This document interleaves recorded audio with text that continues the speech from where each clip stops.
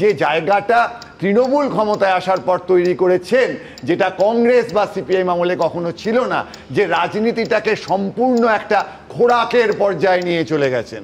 এবং আজকে যে ঘটনা ঘটেছে, এই ধরনের ঘটনা বিজেপি নেতাদের উপর একাধিকবার ঘটেছে। আমরা বারবার বলছি এই ধরনের ঘটনা ঘটা উচিত নয়, এটা গণতন্ত্রের ওপর আঘাত। একই সঙ্গে রাস্তায় যাদেরকে দেখলাম তাদেরকে সবাইকে আমি সঙ্গে সঙ্গে রোহিঙ্গা বলে দিলাম, সবাইকে সংখ্যালঘু বলে দিলাম, সেইখানে হিজবুল মুজাহিদিনের কথা আসছে।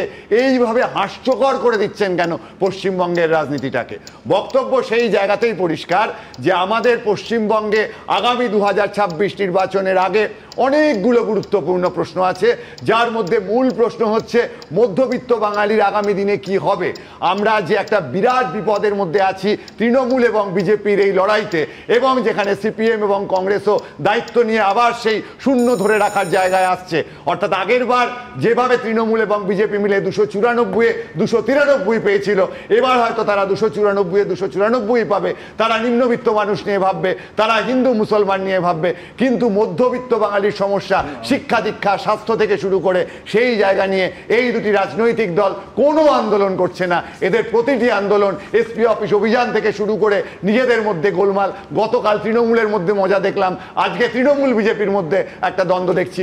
এতে কিন্তু রাজ্যের ভবিষ্যৎ নিয়ে একটা কোনো পরিষ্কার কথা নেই।